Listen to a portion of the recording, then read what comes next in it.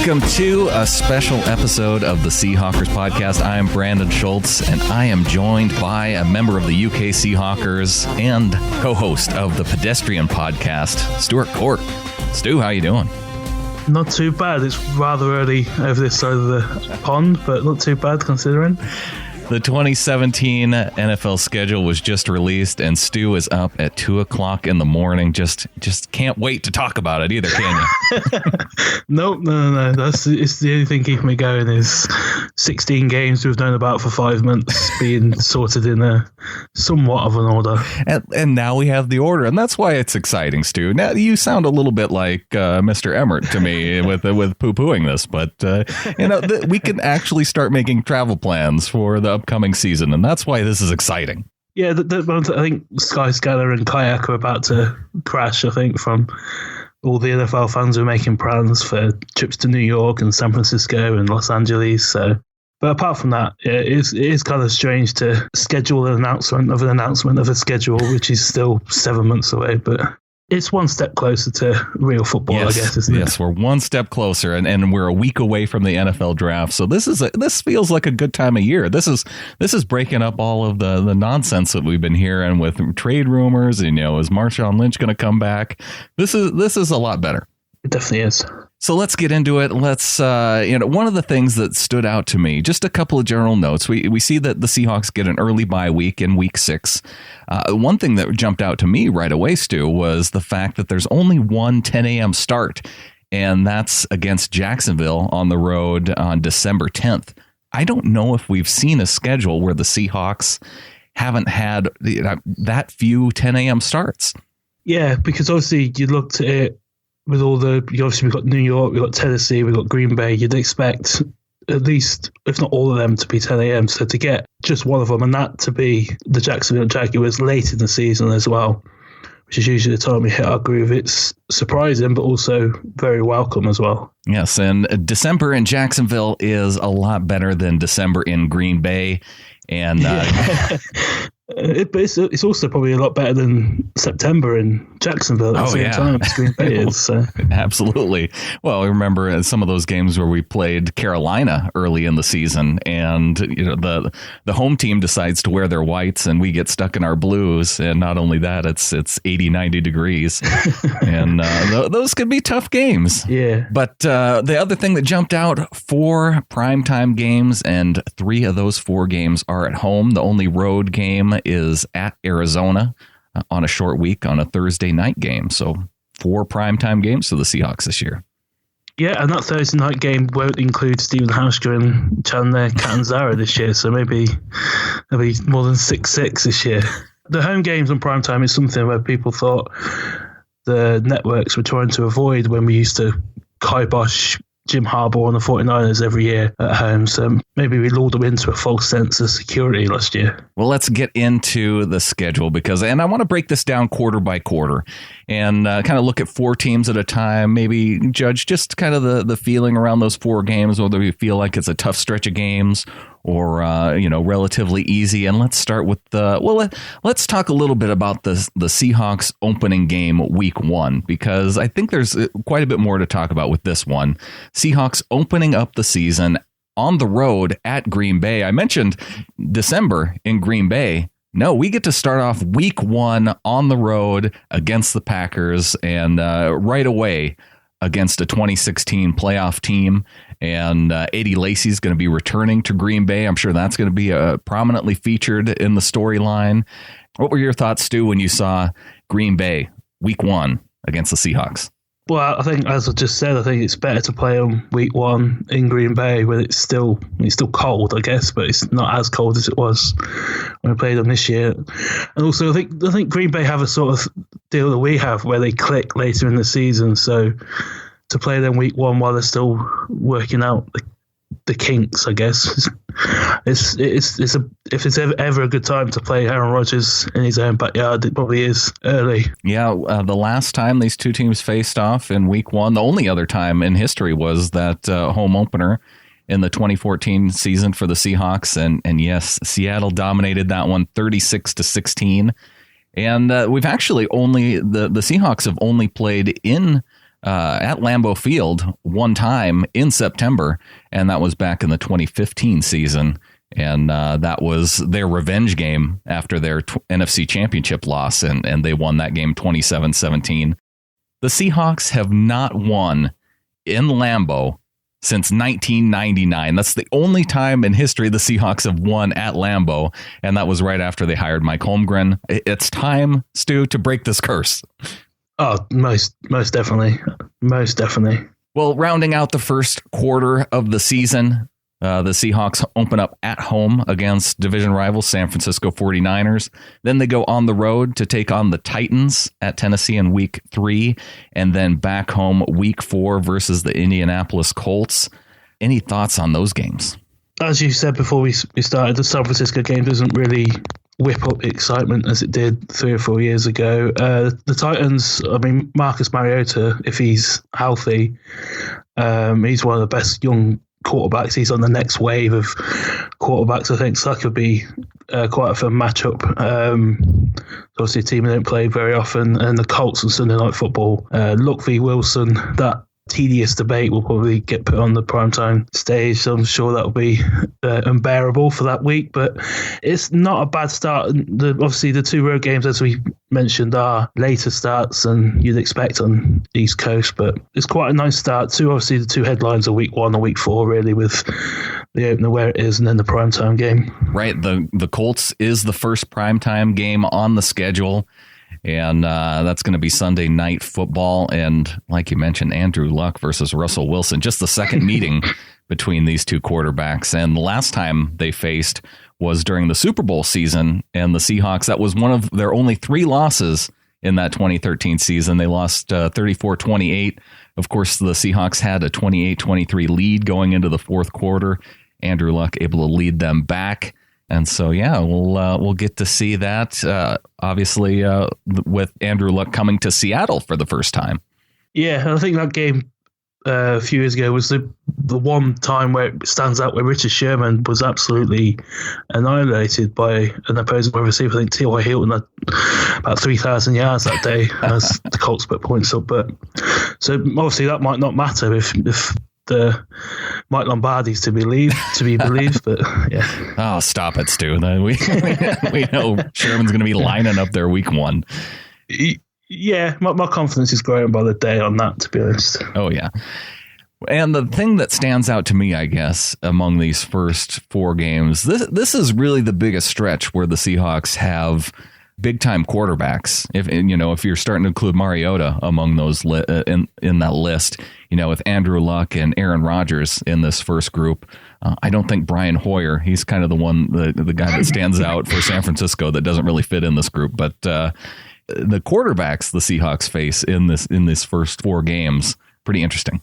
Yeah, and obviously the defense could look a little different as well, obviously with the draft being heavy on the defense. I mean, the San Francisco quarterback's first road game in Seattle, that could be a fun time for everyone apart from him as well.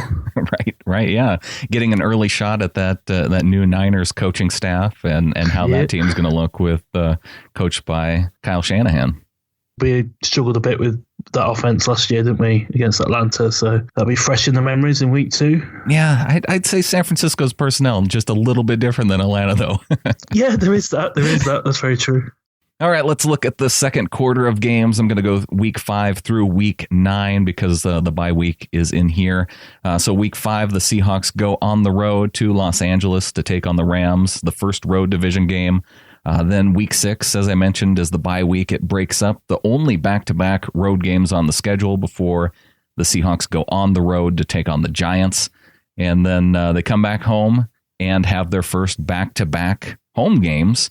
First one being against the Houston Texans, and then against Washington to close out that stretch of the next 4 games, and getting into November there with the Washington game. So, this is probably to me the least exciting stretch of 4 games because you have just the one divisional matchup, and then I guess you do have back-to-back 2016 playoff teams. But the Giants, were an early exit. And, of course, Houston, they did get a win in the playoffs, but not much of an exciting playoff team last year either. No, I think those were the two teams who made up the numbers last year in the playoffs. But I think with the Rams, it's going to take us 5 weeks to realise how much we miss Jeff Fisher, isn't it? I think with that game. Well, you know what? There is one important thing I do want to say about the Rams here, and that's catfish. The Rams. Yeah, we most certainly owe them after the last couple of years. I hate the Rams so much. Yeah, I mean they've got like the Abercrombie and Fitch model as their head coach now. So yeah, well, the one thing we do have to worry about with the Rams, not only do they have a great defense, they continue to have a great defense, but now Wade Phillips is coaching that great defense, and to me that just doesn't seem fair. Yeah, well, and also obviously after that we've got JJ Watt and Javon Clowney up against a basketball player and to be decided at right tackle as well. So. Well, that's a good point, because in this stretch of games, then you're facing off against defensive lines that have been pretty incredible. With the Rams defensive line, the Giants, they had a really solid defensive line last season. And then, of course, Houston, JJ Watt coming back and healthy, and Jadeveon Clowney.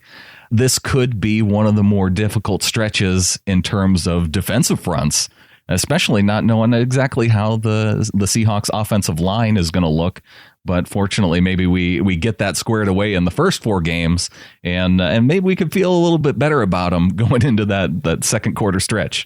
Yeah, you'd hope so. I mean, I think we've said that every year. You hope by week 6 that the O-line's sorted, and but it is the first. I mean, Green Bay's defense isn't extraordinary. San Francisco have the 2 Oregon kids. Tennessee, no idea. Indy are in transition on that side of the ball. Then you've got the guys I just mentioned. So it will be the first time that maybe we get a reality check. Obviously, don't know what the airline's going to look like yet again, but it's going to be a tough test. Yeah. I'm kind of glad we got Houston in Seattle and not in that dome again, because that could cause some issues. Well, we won't have Matt Schaub as quarterback, unfortunately, for the Texans, and we won't even have Brock Osweiler. So, Tom Savage. Tom Savage could be an interesting one. So the first 4 home games could be Brian Hoyer, Tom Savage, Kirk Cousins, and Andrew Luck. Yeah, and that's even that with the 4 games. Obviously, Rams, Giants, Houston. That's as good as the defensive fronts are, the quarterbacks is a bit gnarly. All right, moving on to the third quarter of the season, starting off with Week 10. That's the Thursday night football game against the Arizona Cardinals. And we come off that to have a little mini bye before taking on the Falcons, and that'll be the Monday night football game. Then we'll go on the road at San Francisco and then come back home to take on the Eagles, a team the Seahawks haven't lost to since 2008. Carson Wentz will be coming back to the clink for just the second time. Obviously, the Seahawks beat them 26-15 just this last season. The one game that stands out to me of these 4 is definitely that Monday Night Football matchup against the Falcons. Yeah, that is really one of the ones that really does pop overall from the 16. That's just ESPN. Obviously, I think they've groaned and griped a little bit about the games they've had in recent years, but they've hit the jackpot with that one, I think. Yeah, and with that Falcons game, you have to know that ESPN already has queued up in their system that non-pass interference call between Sherman and Julio to close out that game. I don't know what the over-under will be that we see that play. Probably about 2,000. We'll probably see that about 2,000 times.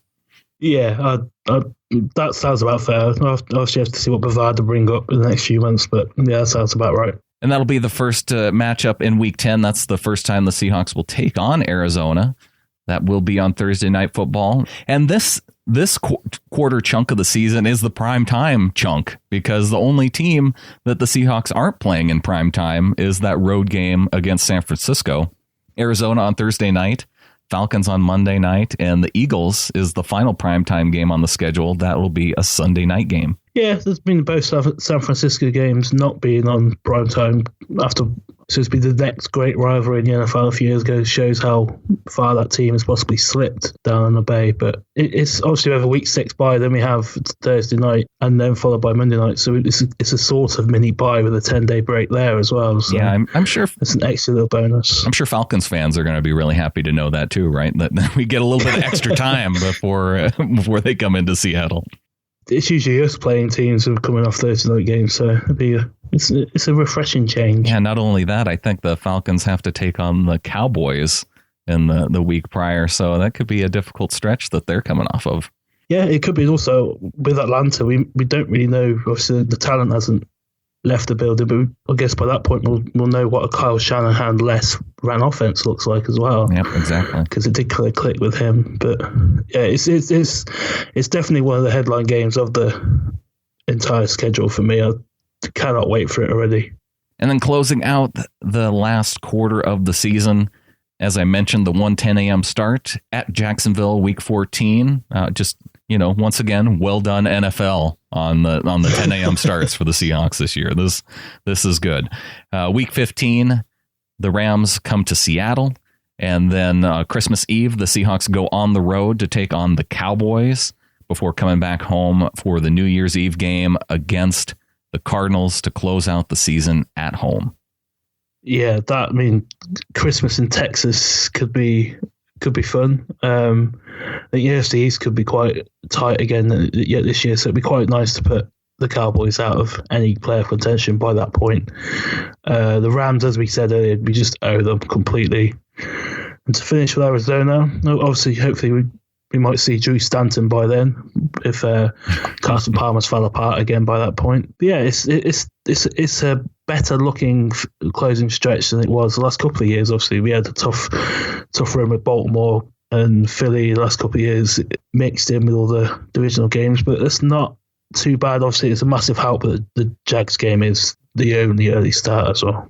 And not only that, with that being one of the December games and being in Dallas, there's unless it snows in Seattle, there aren't going to be any snow games for the Seahawks this year because Eagles will be in Seattle. And I think, the last cold weather team that we play outside on the road is the Giants in October.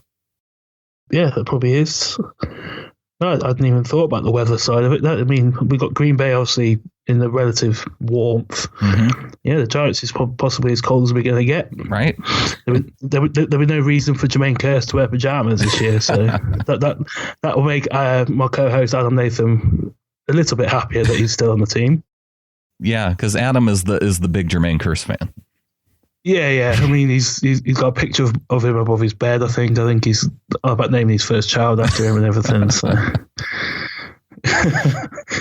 Overall, it feels, and it's tough to know which teams are going to be good at any point in the season, but just running down, it feels like this Seahawks schedule starts off more difficult than it finishes. And, just even looking at we mentioned that those first 4 games, probably the most difficult stretch of quarterbacks that the team will face. Obviously, in the second half, when you get Carson Wentz in Week 13 and then Jared Goff in Week 15, you have young quarterbacks, and then of course against Dallas with Dak Prescott. So and then Jacksonville, who knows who's going to be quarterbacking, if it'll be Blake Bortles still at that time, or if they'll have a young quarterback. And it's kind of the stretch of young quarterbacks after you get past Matt Ryan in Week 11. Yeah, I mean, I think the last 6 games, we only know 2 of those, 3 maybe of those quarterbacks we're playing that we're going to go up against. San Francisco are probably going to draft one. The Eagles got Wentz. Jacksonville, no one really knows what they're going to do with Bortles. The Rams may have given up on Jared Goff by then. We'll hope so. That organization. And then Cowboys are While we're on the Rams, I just have one thing to say. Catfish! The Rams. It's a recurring theme here. Yes. I had to get it in there for both. So is that every time I mention the Rams? Is that your immediate response? That's the response. I think this is the year that I have T-shirts made that say "Catfish the Rams." I'd buy one. But yeah, I think as you said, the quarterback starts strong, and then the final month of the season, we don't really know what we're up against. Obviously, a week out from the draft, 6 months, 5 months out from the season, so it's quite a favourable looking schedule on paper, how it's been shuffled around.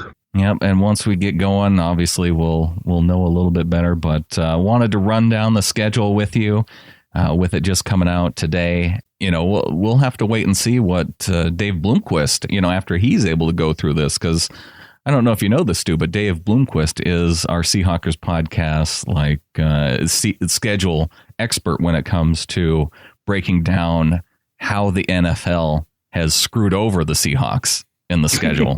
So we'll be doing another show early next week, and I expect Dave to have it figured out where in this schedule. Maybe he goes with the fact that there's the team doesn't have a whole lot of back-to-back home games. Maybe that'll upset him.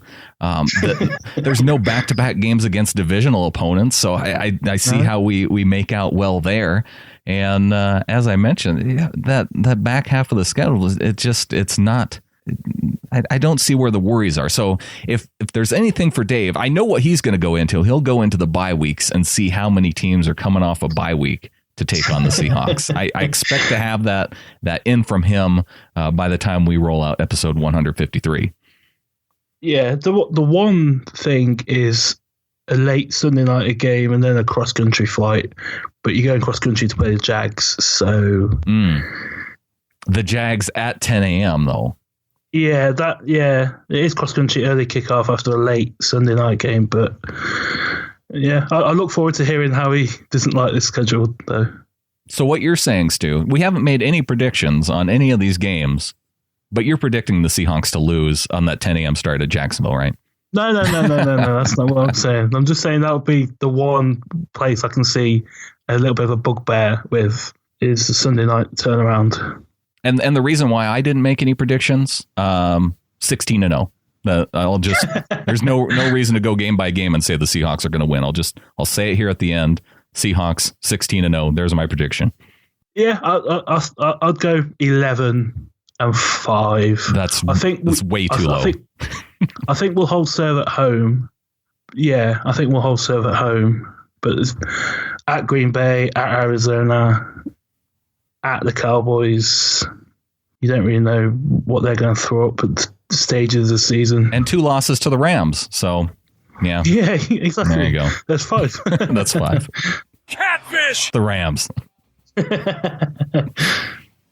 Definitely. Real quick, before we wrap this up, let's talk about Pristine Auction.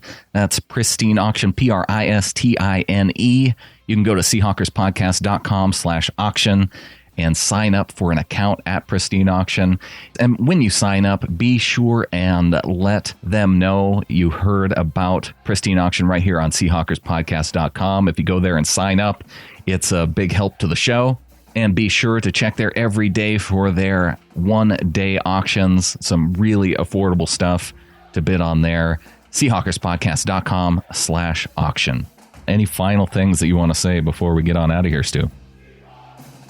No, just make sure, obviously, us 3 on the Pedestrian Podcast will be doing a live draft pod on some form next Thursday. We'll be doing a Facebook Live for the second day of the draft as well. But yeah, just thank you for having me on and for keeping me up till 2:30 in the morning. We're looking forward to hopefully joining you on one of those draft shows next week. So yeah. I know we're looking forward to tuning into that. And I guess with that, Stu, there's only one thing left to say. Go Hawks. Go Hawks. Yes.